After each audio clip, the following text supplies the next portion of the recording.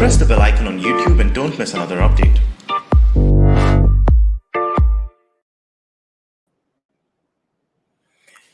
Namaste and welcome to this special episode today. And we have Vibhuti Jha with us, and you are very familiar with him, so I don't need to introduce him to you all over again. And Namaste Vibhuti ji, how are you? I'm very well. Thank you, Sanjay ji, for having me once again. So I'm 3 strikes and good. So that's fine. Okay, that's wonderful. Yeah. But your candidate is kind of taken the great fall like Rahul Gandhi? Not really. I think I've always said to you that Rahul Gandhi and the Democratic Party look the same for me here. But what happened to Mr. Trump is part of the dialogue. They say कि politics में 7 महीने 7 हफ्ते 7 दिन 7 घंटे 7 पल में क्या हो जाता है पता नहीं चलता है. तो जिस तरह से I was at that New Jersey golf club of Mr. Trump. Soon after that, he declared that he was there. So we were a group of about 250 people, and we were a bunch of Indians there. And he was very, very polite, very complimentary. I love the Indians because they are my best friends. Mr. Modi is my best friend. We have a lot of things to do. And, he pointed out to an Indian candidate for New Jersey Senate seat who is fighting against Cory Booker. He has no chance of winning because he could not do good fundraisers. But Trump pointed out to him and said that, Rick, I have heard good things about you. You have a great future and we will support you.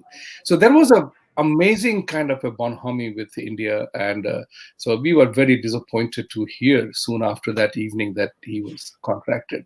But here, listen, it happened at a time when nobody expected it. The enthusiasm was fantastic. आपको विश्वास नहीं होगा ये देख करके कि उस programme में न्यू जर्सी में जो हुआ था, there were people from Upper West Side Manhattan who came to say that please do something, intervene in New York, because New York City is, I'm a dog lover, so I will never say going to the dogs, but I'll say that New York City is going on the hell pipe.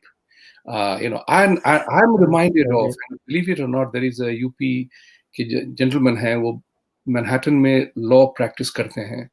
वहां की जो Manhattan की जो हालत थी, कहते हैं कि ग्रैंड सेंट्रल स्टेशन से 5th एवेन्यू की ऑफिस में आता हूं तो 3-4 लोग पीछे लग जाते हैं, अपना बटुआ दीजिए, सूट दीजिए और घड़ी दीजिए. एंड उनके एक क्लाइंट को एक्चुअली 3 लोगों ने पकड़ा, $20 दीजिए, $20 दीजिए. उन्होंने वॉलेट निकाला तो कहते हैं कि मेरा वॉलेट, आपका वॉलेट अच्छा लगता है, वो दे दीजिए, आप घड़ी. This reminds me of 1991 when I came here, when I was warned by my global HR director that always carry $20 in your pocket and a cheap watch, so that if gives you somebody accosts you. This is a return to absolutely what you see in Batman movies, the dirty Gotham City. So what happened to Trump was, hey, it's coronavirus. I must add here, this is very important because I personally believe, and I'm seeing more and more people coming around to that thought, and I'm not the only one speaking. I believe that any idea that has struck me has struck a million people at the same time. But now people have begun to talk. There are no accidents. It's all a cause and effect scenario, right? Wuhan virus. Are you suggesting that he's play acting? Yeah. So who is play acting? Trump? No, I mean, that is, there is a thing called, conspiracy theories galore. But the thing is that Trump cannot be acting because it has hurt his team the most, his campaign the most, including his campaign manager, Bill Stein, is in quarantine. All right. So what about you all? You were there in that we are following it up. We are checking it out. We're checking for the symptoms, if we have any. So far, I'm still smiling. So, I'm all right. Okay. Names, yeah. Not that you cannot smile if you're affected by COVID. You can still smile. No, I'm feeling good too. Okay. There is no conspiracy theory in Mr. Trump's illness.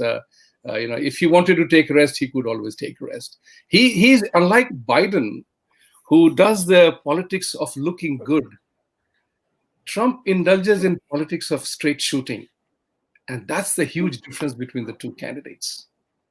Okay, so he does. Biden is the Rahul Gandhi of He is. the United States. Absolutely. He takes a fall deliberately. Did you watch my Rahul Gandhi Kudi Pare? I watched that, and I know you alluded to football thing in your talk, and I watched it today, in which you said that you are taught to fall, right? Because so that your Right. body absorbs the impact, right? And yes, I have been part. I have played football very actively, so I know what you are talking about. I immediately understood that. But if you watch his video, he's attempting to fall. But he could find a very clean corner, very adroitly. I'm sorry? He could find a very clean corner very adroitly. I thought he had that, that athlete's touch, that he could actually make a movement right in the process of falling and find a clean corner. Sometimes in movies mein dikhate hain na ki, I remember the movie Dirty Harry, in which the villain is telling somebody, hit me hard on my face here and there. And they say, itne jor se mat maro yaar. Mera chehre ko chhoro mat. So it was something like that. I was reminded of that. He fell off and he said, yahan chat lagna chahiye. Anyway, jokes apart. Yeah.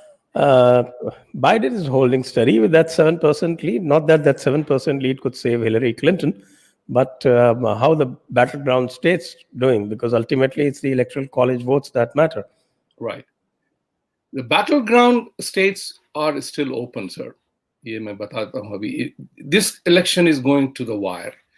And it's going to the wire because, unfortunately, the mainstream media is so against Trump and so against things right that they end up being in the wrong. I always say that. So, the right is always right, left is either wrong or left out. So the question is, so the point is here is that they have been consistently attacking from day one. The other corollary to this is that I am left and you are wrong. Try. It will not work. And if you remember Cho Ramaswamy, yes, I do. Cho Ramaswamy famously said once that if left has any future in this country, then this country has no future left. Yes, I remember that. That's very true. Very true indeed. Very true indeed. But this election is going to the wire. The other part is, there was one of the topics in the debate was the integrity of election. And I have said this very often, is that integrity in this election is suspect. I'm not saying doubtful, it is suspect, because you are completely overturning decades and decades of actual practice when the results are declared on the same day. They are talking about voter suppression. Democratic Party is, if you look at them deeply, there is certain element of evil that operates there. Come hell or come high water, I am going to do what I have to do. So now they have introduced the concept of mail-in voting. There is a thing called absentee voting. We all know that. Mail-in voting में क्या हुआ है कि इन लोगों ने battleground states में and couple of other states, they are making sure that the mail-in voting will be counted 7 days, 10 days, 12 days later than November 3rd. So the results will not be coming in, because after the November 3rd is declared, then those votes will be counted once they arrive. So now on the November 3rd, if Trump is winning, all right, then they will see how much voting shortage is there. They're falling back by. And you can easily assume, and knowing the election system that has happened in India, you will have ballot boxes full of mail-in ballots.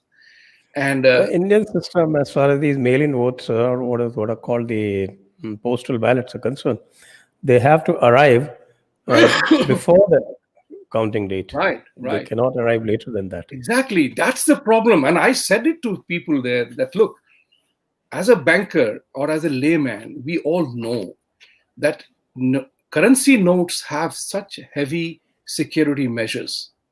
If currency notes in billions of dollars are floating around the world in any currency, dollars, rupees, or whatever, what is the guarantee of ballots moving around? You can print it any number of times. Any number of times. All that you need to know is one ballot. And that's where the conspiracy thing comes in, that if I have started getting the mail-in ballots now, I can make 10 copies of that. आज भी हमारे घर पे पुराने लोगों के mail आते हैं. हमारा 1-2 अपार्टमेंट, रेंटल अपार्टमेंट है, वहां पे 15 साल पुराना जो था वहां पे उसका भी पत्र आता है आजकल. So there are people, I mean, I'm listed in my previous house that I was there. I'm listed there as still as an address and a voter. So you can see this happening. The other part, which I also said as a compliment to India, and I mean it all the way, that if India had more than 600 million voters, and we had 600 million plus voters, and everybody had an ID, what are the Democratic Party talking about voter suppression? Without an ID. You can't enter a building in Manhattan or anywhere in the US without photo ID. How can you exercise the franchise? Your voting right without a proper ID. So there is definitely a quirk in the arguments presented and arguments made. And that is going to be tough. There is uncertainty. I totally confess. There is going to be uncertainty, but because of coronavirus thing with Mr. Trump, it can have two kinds of effect. One of them is that there can be a good consolidation of votes because campaigns are suspended. So this is a bizarre election from that point of view. Or there can be a frustration that, okay, let it go as the cookie crumbles. Yeah, I mean, I find this United States, the world's most advanced country, not being able to put in a very reliable system of election, very perplexing. Every state has its own system. Every state has its own different counting mechanism. That's really strange. I mean, why can't they have, for the presidential election, why can't they have an election commission like India has, where it is completely uniform? And in fact, the Election Commission of India conducts also the state elections. Right. And all that the people can shout about is that they can shout about the reliability of the EVMs and all that, but that's all hogwash because they are themselves responsible for bringing that system in, the people who are crying the most about it.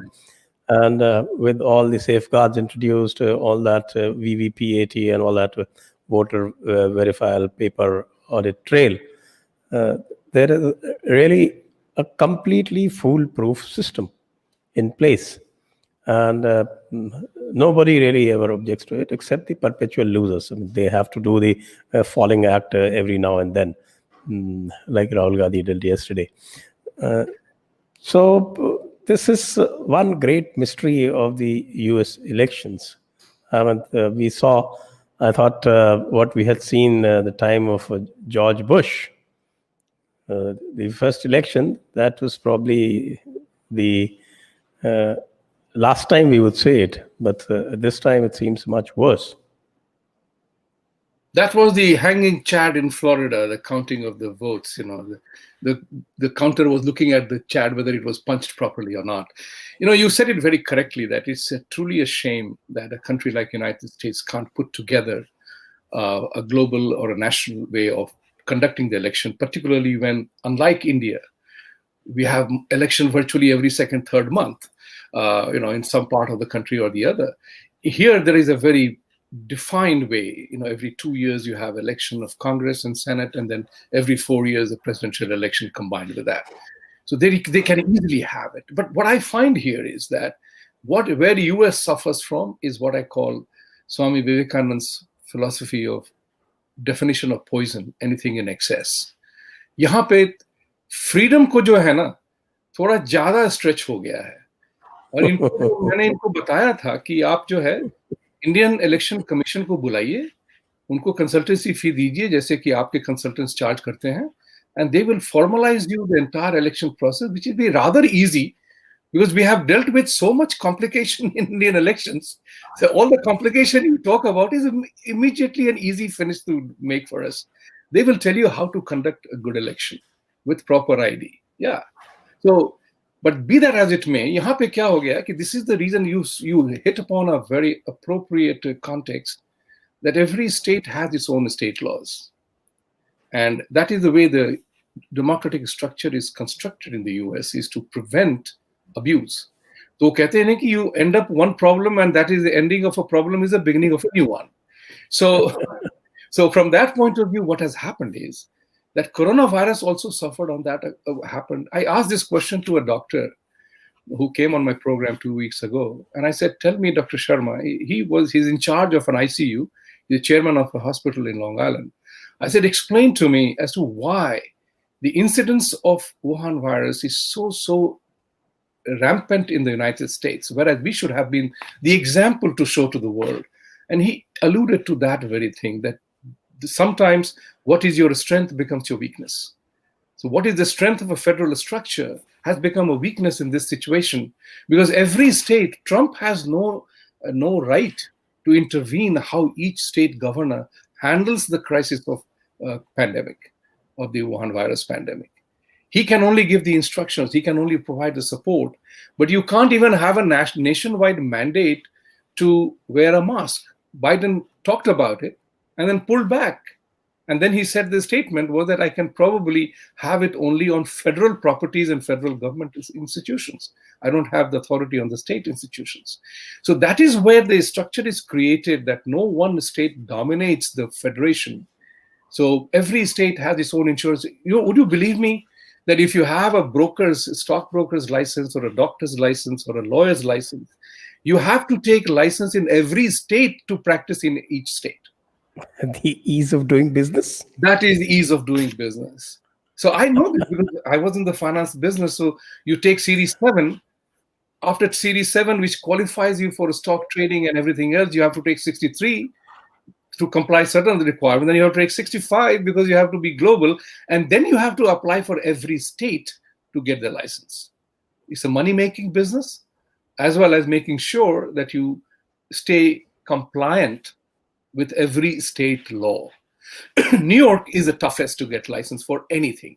That's why they say if you succeeded in New York, you can succeed anywhere else. So that was the reason why coronavirus had a dangerous impact in the United States, because Cuomo was doing his own stuff, New Jersey was doing its own stuff, Washington, California, Oregon, they were all doing their own stuff of when to lock down, when to introduce, kahan pe kare.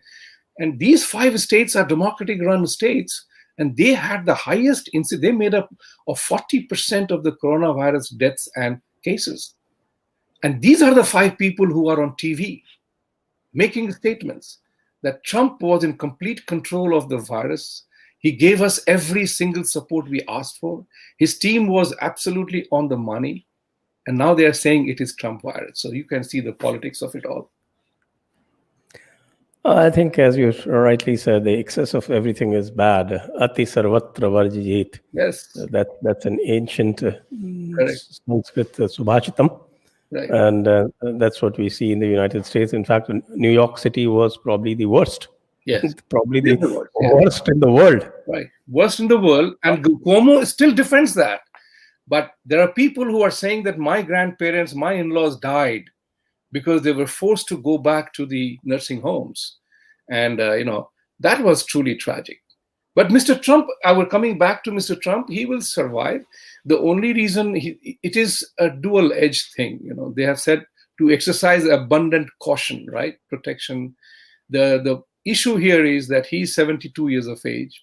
Good thing for him. He doesn't smoke, doesn't drink. Very, very unlikely to expect that. But because he's very robust health, like his son said on the TV yesterday, that it makes me angry that he has to go to the hospital, because the only time he goes to the hospital is a checkup. He's remarkably good health. So he has gone there to make sure that there are no side effects, because coronavirus has an effect on your various body parts. Sometimes you can have a lung impact, you can have a renal failure, you can have something else. So that's what, it's very interesting, Sanjayji, because there is a guy called, who was a former press advisor to Boris Johnson. And he made that observation that it has to be ensured that he comes back quickly in shape. Because what happened to Boris Johnson, he said he's no longer the same guy. Boris Johnson is no longer the same guy because he was very effervescent, very vocal, very dramatic. He's curbed all of it. So he said that he is not the same Boris Johnson that I knew. And likewise, in Trump's case also, they are there, they're giving him all kinds of medications. And to ensure, and even the medication which has not been approved, the one which my friend sent me the name, is called Lenzilmats. It's developed by Humana to basically curtail on the asthma and rheumatic arthritis. And then there is another one he's getting is called Regemeron, and he will be put on, famous one, Remdesivir. Uske बारे में ये कहते हैं कि make sure he doesn't have serious situation, but in 2 days' time, by Monday or Tuesday, we will know his true health condition. He's there for strong observation. The other side of the argument is, come on, man, you are serving him a medication which is in a trial, third stage of trial, that you don't test it out, you don't make the president a guinea pig for that. So there must be something serious. So let's pray. That's the way it is. Okay.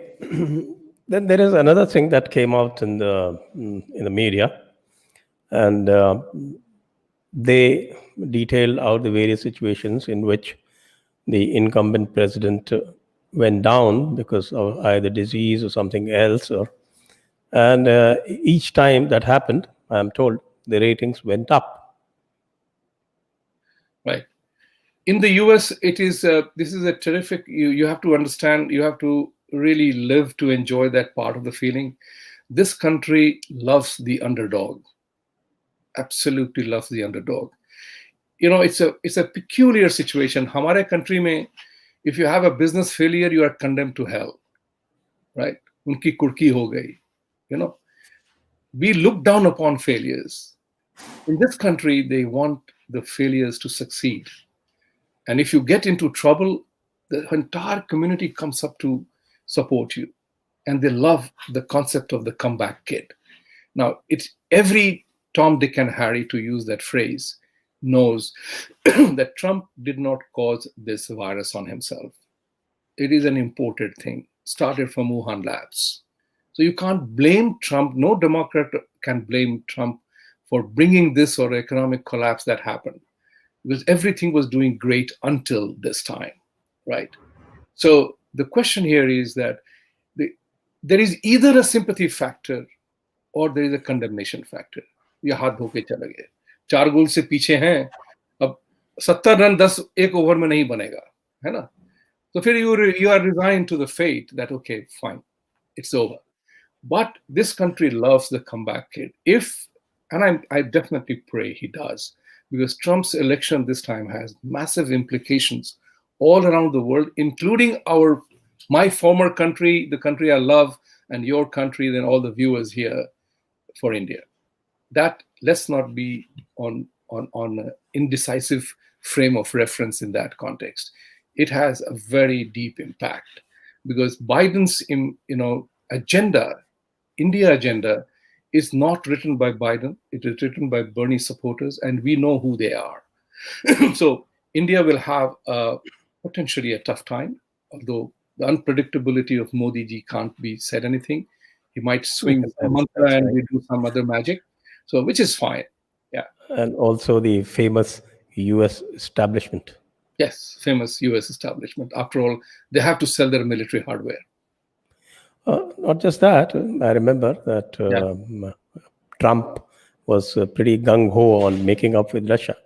But Right. could he? Ultimately, he had to sanction Russia. No, the Instead Russian of thing not is very wanting to do it. interesting. I'm glad you brought that up. And I had a great privilege of knowing one professor, Stephen Cohen. He's no more. He just passed away a few days ago at the young age of 83. I heard him at one of our forums in the Nalanda International. We recognized him with a Bridge Builder Award. Every president consulted him on Russia matters. He was not a Trump supporter. He's a total liberal from New York. And he said in that acceptance speech is that give Trump credit for one thing. Whether he does it deliberately or instinctively, he ends up telling the right things. So when he talked about that Trump wants good friendship with Russia, that was the most appropriate thing he would have said. And he was the one, a liberal guy, think about it, addressing this in California and Los Angeles, where all the 200 people who were in the audience were all liberals. There were total pin drop silence. Nobody said a word. He said, trust me when I say that. There is no way United States and Russia can be in conflict with each other. You can play the one-upmanship. If you play, you can play both play one match, match after match, one wins, other one wins the one. वो चलता रहेगा. Lekin there is no way that you can dominate the other one. No one country can dominate the other one. As a result of which, he said the right thing. But the problem is the establishment you referred to, they are hell-bent on bringing down Russia. And he said that Russia will not allow. So in terms of interference of election, think about it. George Bush Jr. had said, Putin's eyes are such an honest man's eyes. I see future in his eyes. Hillary Clinton talked about reset Russia button. Obama is on record caught telling Medvedev that let the election be over, I'll have more flexibility to do something. So everybody has tried to do something. Trump also said the same thing. But we know that it was a Russian dossier prepared. And now everybody knows. Everybody, which was a doubt, is a confirmed fact that Russian dossier was prepared by Hillary Clinton's campaign. They paid the British MI6 guy money to prepare the report, which was euphemistically called as Russian dossier. So the establishment has been creating that aura against, or the fear against Russia. But we look at India-Russia relationship. The insights I do not know, but Russia has always stood by India. So I'm a proponent of the thought process that India must improve its relationship with America, but not at the expense of Russia. Absolutely. In fact, if I look at the international relations and the way things are going and the way China is turning rogue, there's great future in what is called US, Russia, India, Australia, European Union kind of a situation. True. There's great merit in that, and I think all of their national interest and deep interest are actually in convergence. True. But somehow the US establishment seems to survive only on its anti-Russia policy. And I've always said that US establishment can be more powerful than the president. And therefore, whatever Biden may think or Biden may do is basically a very, very, I should say, he's not a strong guy. Biden is a creature of the swamp. He has been there for 47 years. So, I mean, there is nothing he doesn't know. He definitely knows. That's why he plays the politics of looking good. That's all. So there's no way he's going to go against the establishment. Sorry, go ahead. If the establishment has decided that they are going to make up with India, then there is little that Biden will do. And especially, as you say, a creature of the swamp, so he knows which way his toast is buttered. The thing is also very true. You are absolutely right. It is established. Think about it like this. President Obama, he was so sure that he will close down Guantanamo on day one of his presidency. It didn't happen even at the end of his presidency. So there is a thing called establishment. They set the agenda. It's like, let me put it this way to you. ये घर है हम जहाँ रहते हैं अंदर का जो भी हम change कर लें furniture or dressings or curtains or whatever structure नहीं बदल सकते ना उसका. That's quite right. You may reset Iran, but you would not be allowed to reset Russia. Right, exactly. So there is a particular thing that goes on. Mistrust is the key part of the whole process. Yes. Yeah. Quite right. Now let's first of all, let me appeal to our viewers to please keep shooting your questions. It's not often that somebody as knowledgeable as Mr. Vibhuti Jha is here to take questions on American elections. He knows everything in and out. And also, please like, share, subscribe, press bell icon, all the works, and a little bit of contribution if you can help. Mr. Jha, let's discuss some of the battleground states. Sure. uh, because we know how the elections are fought in the United States. We know that certain democratic states have always been democratic. Like there is no way New York is going to become Republican or California is going to become Republican. So those big chunks of votes, those are almost set. But what about Florida? Florida was a big surprise last time. Right. Florida has a very strange mix of population. You have Cubans who ran away from Cuba, who hate everything Cuban. They are Republicans. You have Latinos who have prospered. You have everybody from New York has a home in Florida. They spend their winter there, summer back in New York. So Florida is a tough contest every time, but Mr. Trump has moved his residence there. Republican Party is good. One of the states where Republicans fight well. Trump won last time. George Bush won. Obama won when his charm offensive came about. So Florida, I have a feeling it will go Trump, because the reason is very simple. Although the tax matter, Florida is it's state income tax free state, so tax matter is not so serious. But the lifestyle is, violence is, and people who are going to a retirement city don't like violence. Let's put it this way. So people, whether rich or poor, who move to Florida, that's my retirement home. It's like people from Bombay to Pune used to be a retirement home at one time. Now Pune is more congested than Bombay, perhaps. I know the place. I know what you're talking about. So the point of the matter is that you do not want violence in a place that you are going to retire.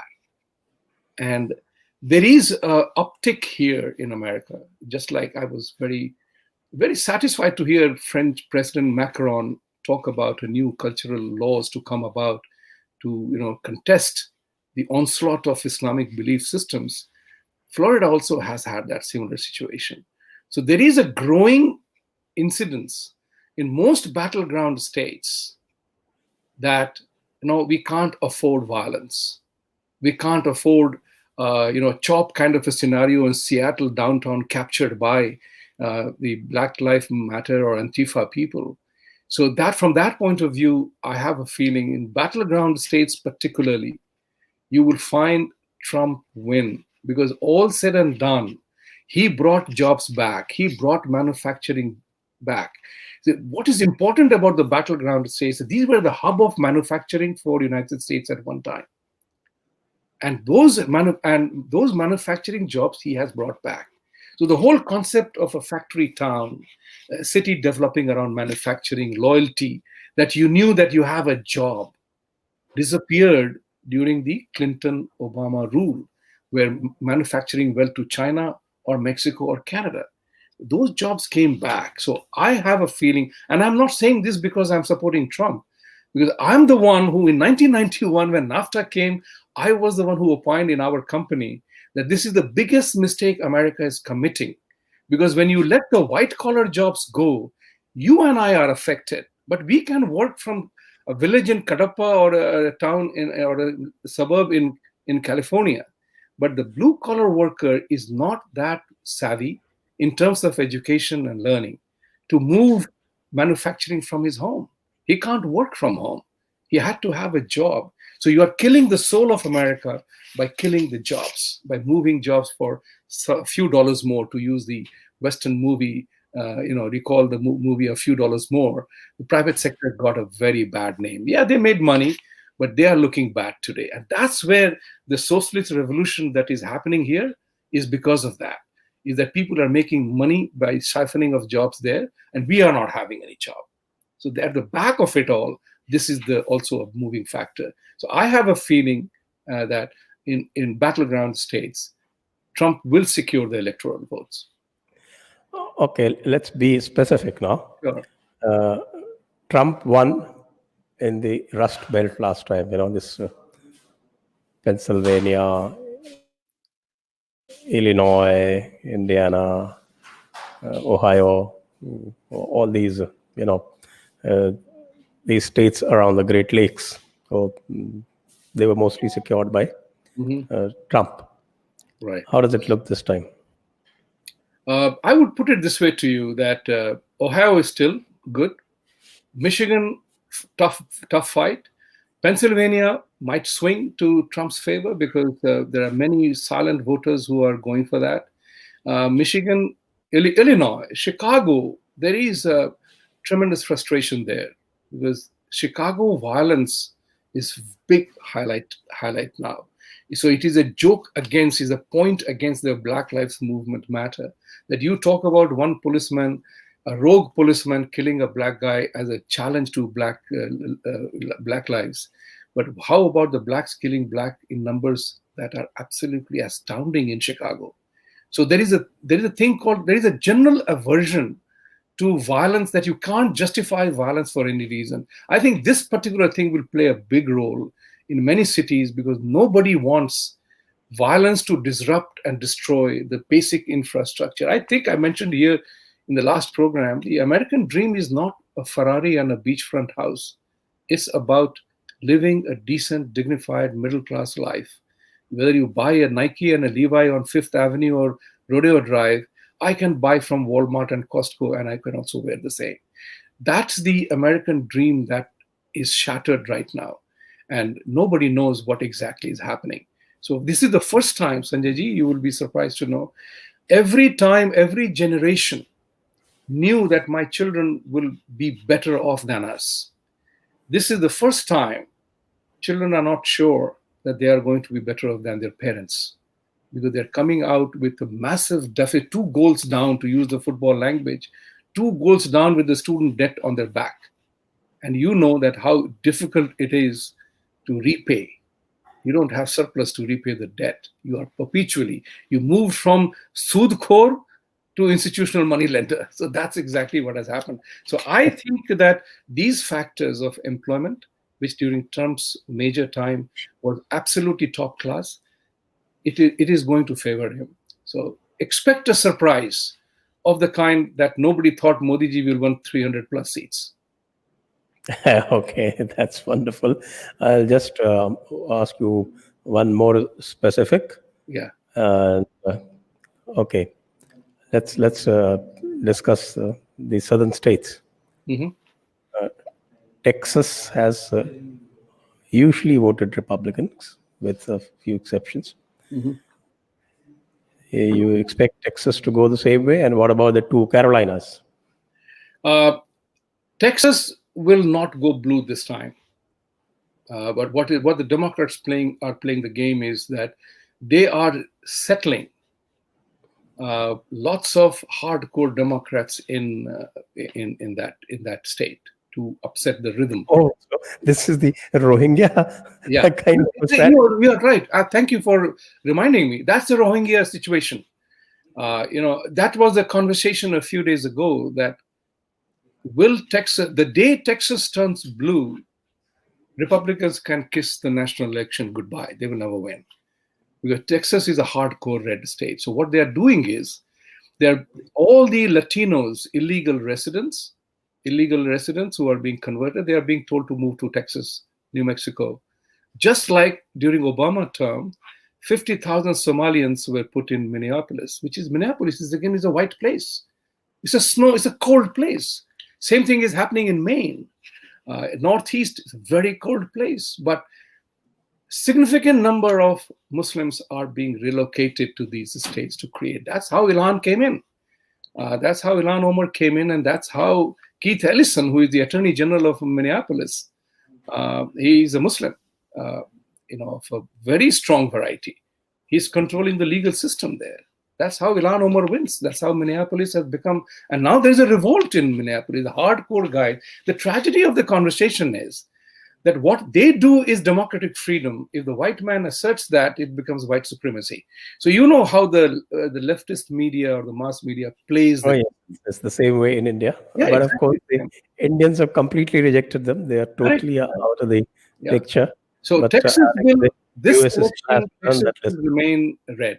This election, Texas will remain red, and I'm pretty sure it will. Okay, and the 2 Carolinas? North is total toss-up. South will go to Carolina, to President again, because that's where he saved coal miners' jobs. That was his big one. And He got North also last time. is Lindsey Graham's place. So the battle is tough, no doubt about that. But this time there is one very interesting thing going to happen. Significant blacks voted 90%, just as Muslims vote 80% or 90% in favor of Congress. The blacks vote completely for Democrats. They have now begun to realize, and I'm telling you, the real conversation which is happening, that these guys have always abused us. They took advantage of that. So the prosperous blacks are speaking up, just as Indians are speaking up, because Indians are realizing that, I don't want to pay taxes. I want to live a peaceful life. But Democrats are the ones who are asking for higher taxes. They are creating the disturbance. So black votes, Latino votes, Indian votes, they are going to have a clear 10 to 20% swing towards Trump. As a matter of fact, some of the hardcore Trump supporters are saying that Indians were 80-20 in favor of Democrats. It may go 50-50, if not 60-40 for Trump. Oh, that would be a great upset. It is. Okay, then that's a very good overview of the whole situation. Now let's take the questions.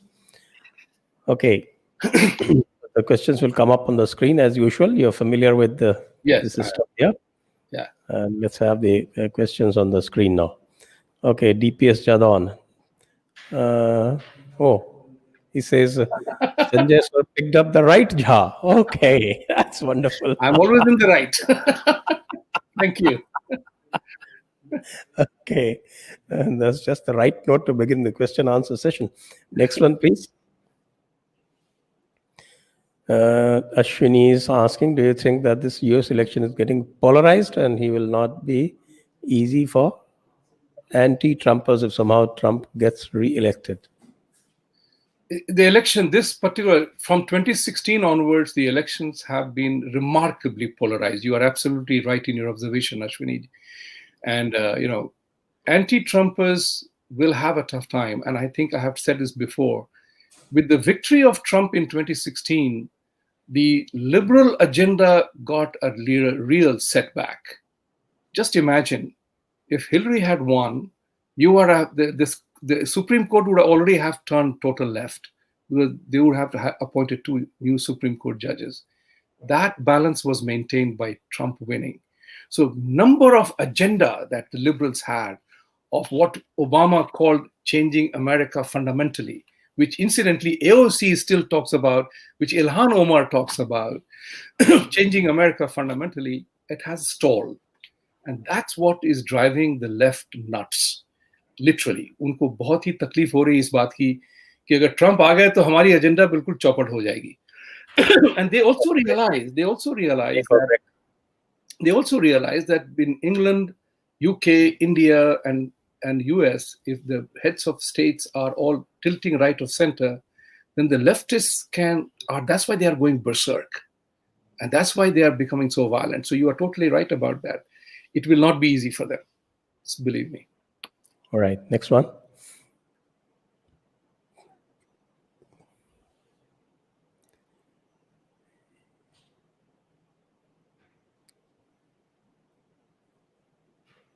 Can we have the next question, please?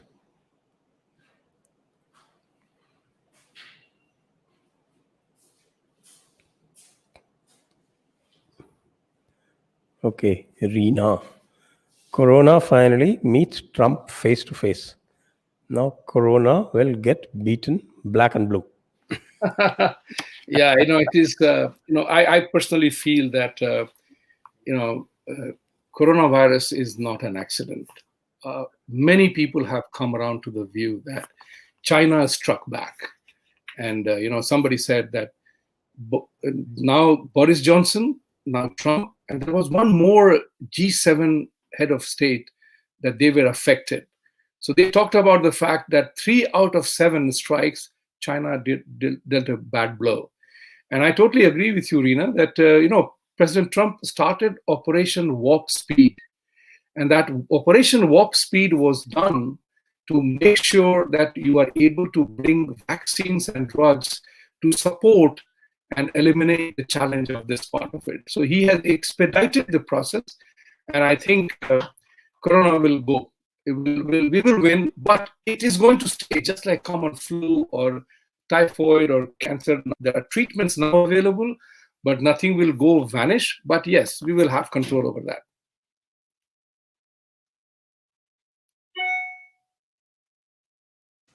Next question, please. Shubham Singh, what are the real issues of USA? Now you two, among all That the is a issues, googly. what are the real issues?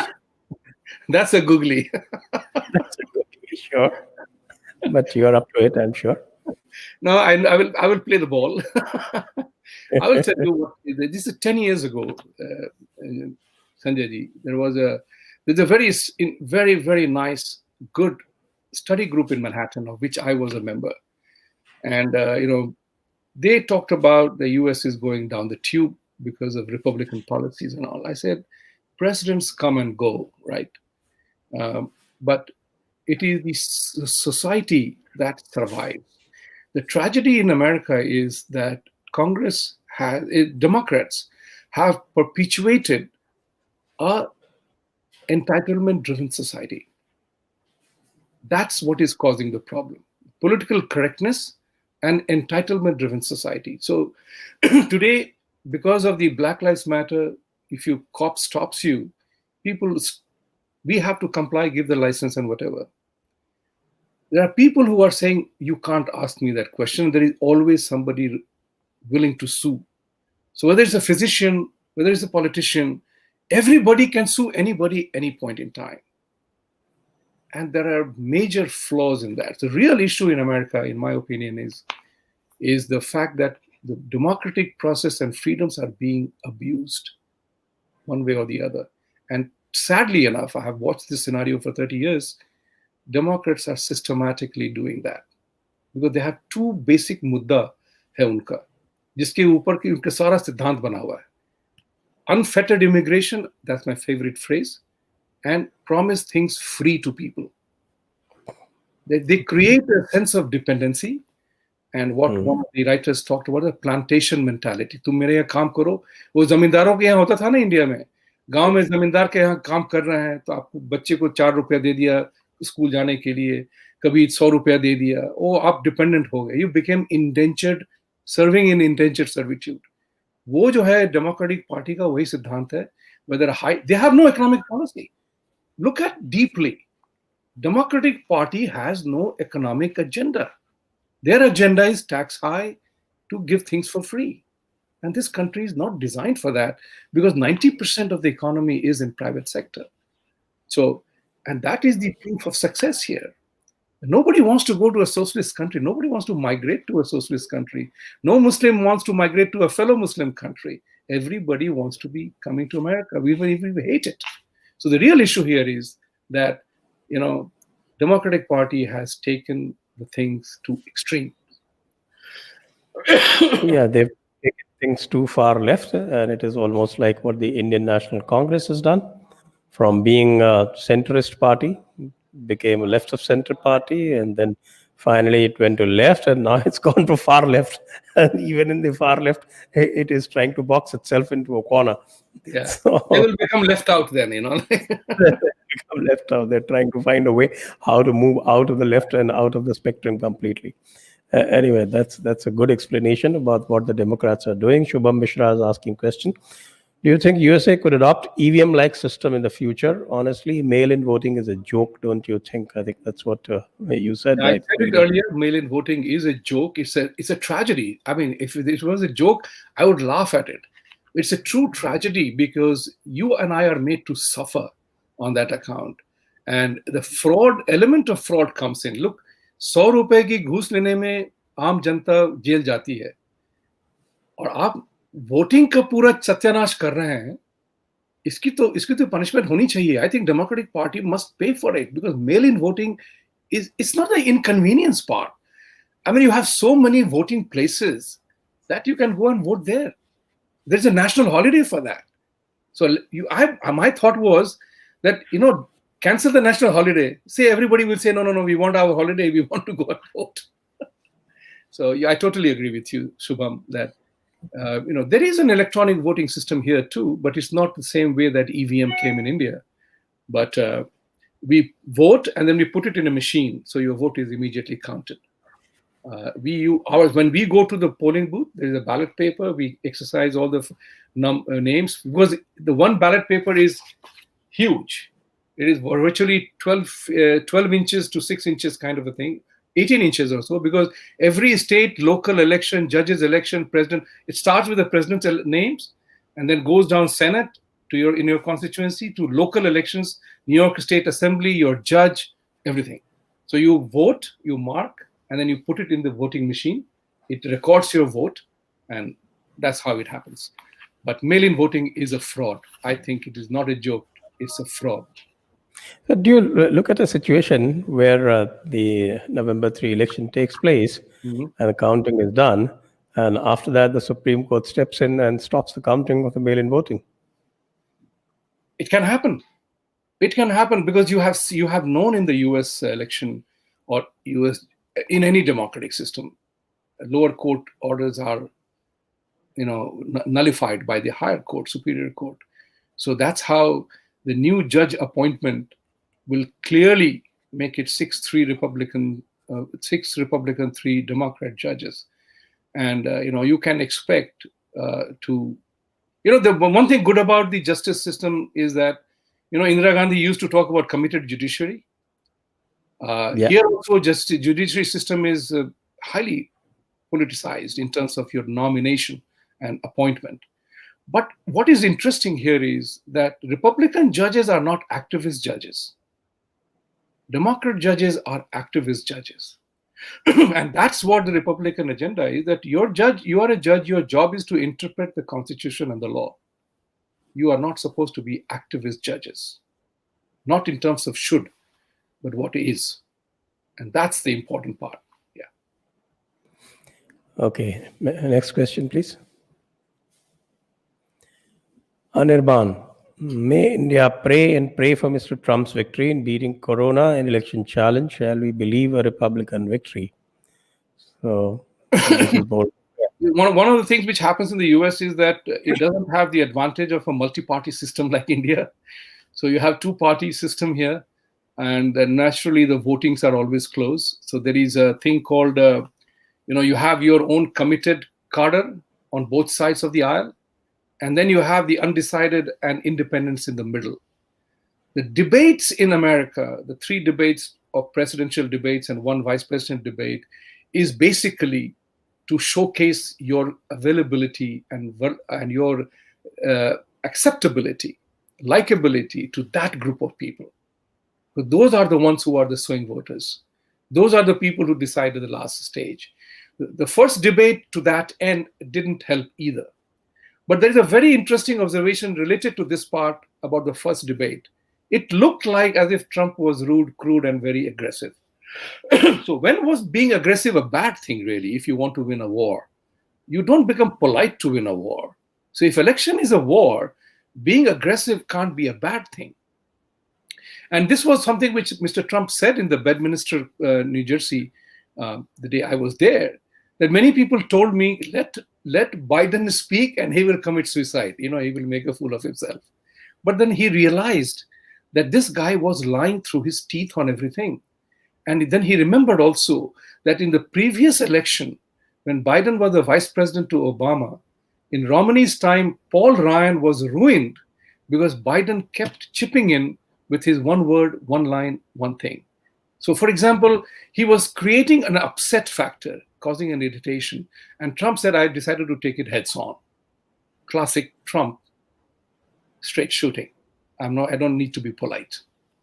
Yes, but the first debate was more of a draw, wasn't it? You can say that. It depends on the side you are on, or 51-49 or 50.5 and 49.5. You can do that. But there is a very important element here. While Biden talked about this man, this buffoon, called him names. And he was at the same time saying that Trump is not presidential. People began to notice that in the moment Biden may be correct by saying that Trump is not acting presidentially, but in real terms, this guy was a complete idiot because he was the one who was calling names. Trump did not call him names. It's like, again, drawing a parallel between, Maut ka Saudagar and Modi chor hai. Modi didn't say anything about Rahul Gandhi. Unko khud hi marne diya. So Trump did not call him names. Trump did not call Biden names. Biden called him names. In addition, there were many policy issues in which Trump forced him to concede the line that this is his party, he beats Sanders, he is no longer extreme left, he is moving to the center. So Biden was playing the politics of looking good to the middle, but Trump did not allow him. वो कहते हैं मोहब्बत करेगी असर धीरे धीरे. ये debate का जो पॉइंट्स हैं ये इम्पैक्ट करेंगे. People will begin to realize कि भाई ये तो बात सही है. बाइडेन ने एक भी बात मुद्दे पे अपना सच नहीं बोला, सिर्फ एक जगह उन्होंने इंशाल्लाह बोल दिया. I think Trump should counter him by saying Om Namah Shivaya or something. The funniest thing, I tweeted that actually. Washington Post writer said that trying to save Biden, he said, Inshallah in this context means what in America we call forget about it. There's a forget about it is not forget about it. It is FUGGED ABDIT, forget about it, So I said that if that is so, I'm okay. But I hope I'm 100% sure that no Muslim or Arab will like this comparison of inshallah with forget about it.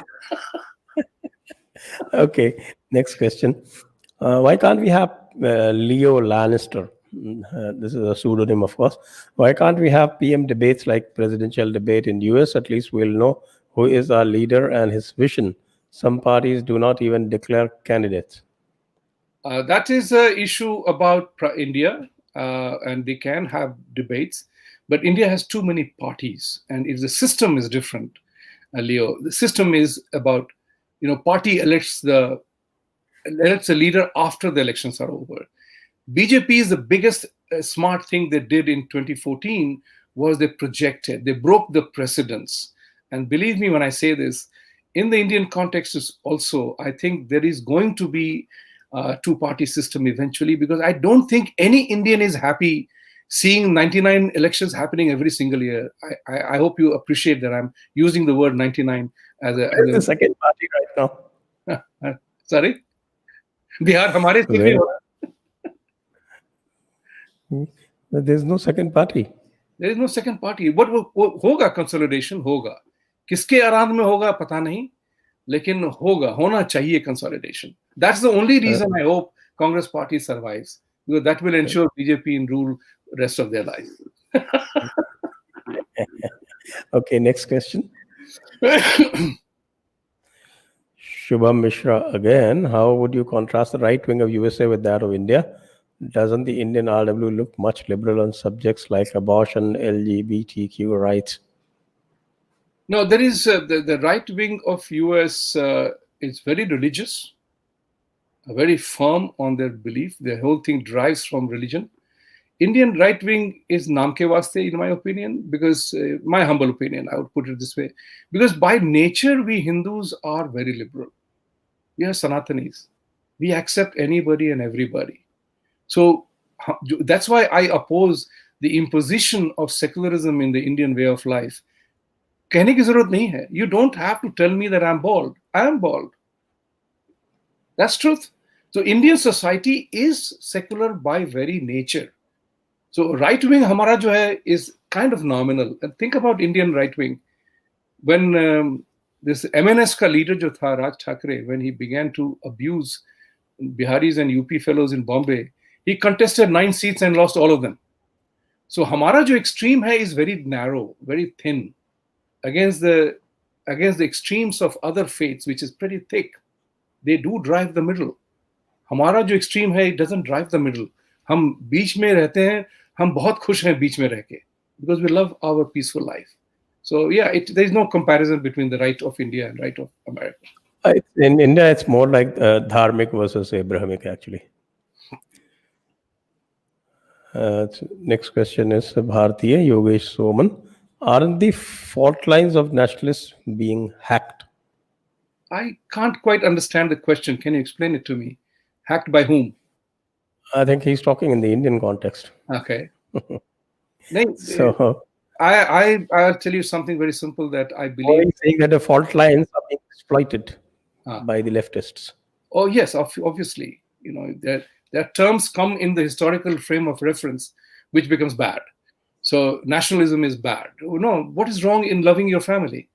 And if Vasudev Kutumbakam, which is a much abused, improperly implemented and talked about word, nothing wrong in loving my own family, loving my own country, regardless whatever color of skin we may be. I'm happy the way I am. Leave me as I am. Quite right.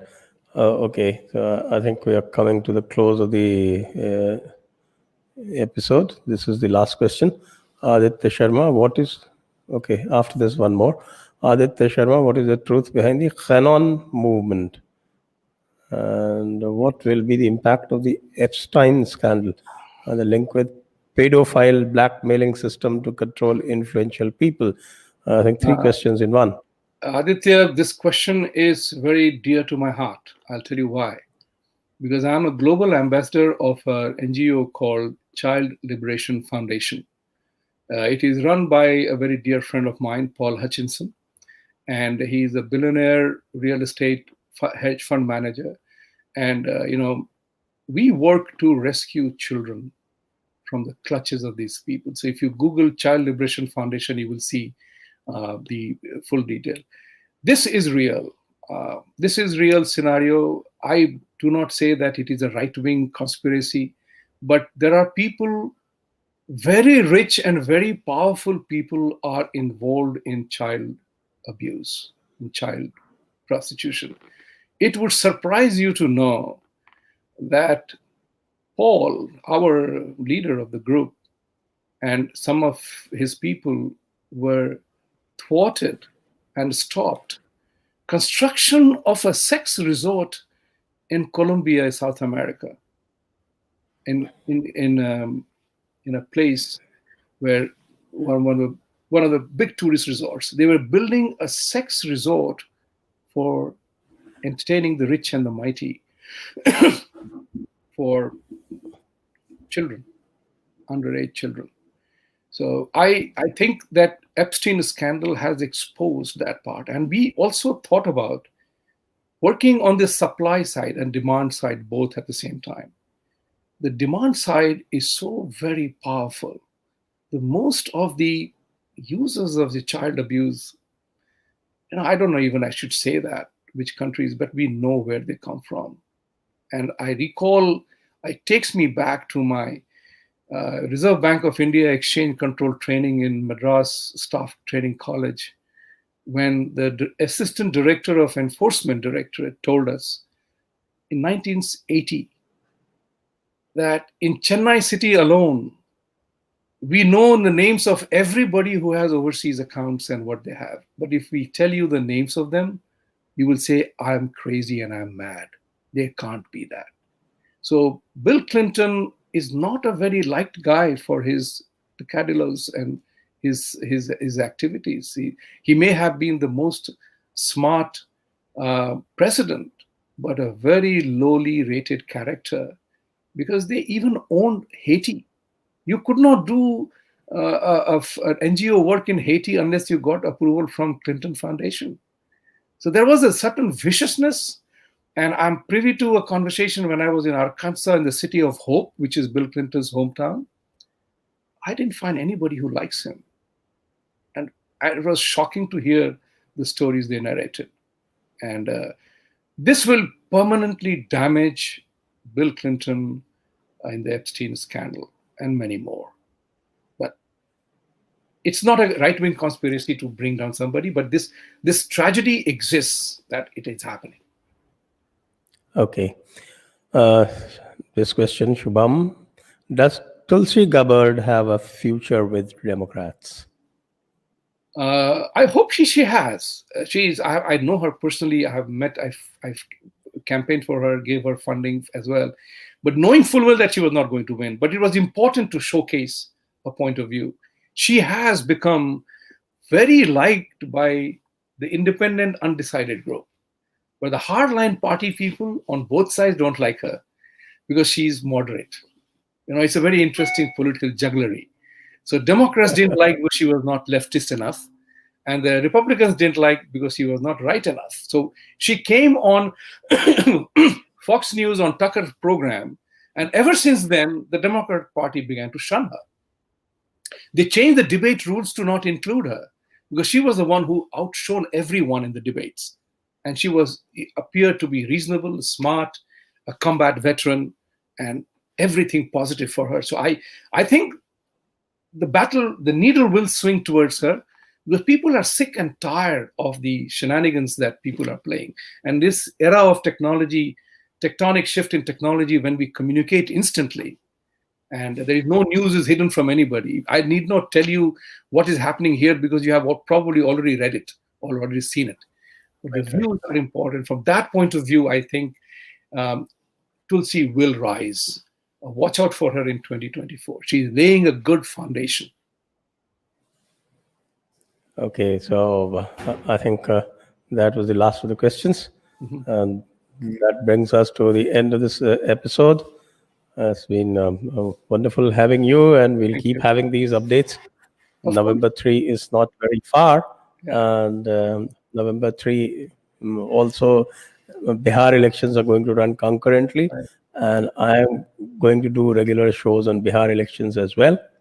So we'll have our episodes full of Bihar elections and the American presidential elections.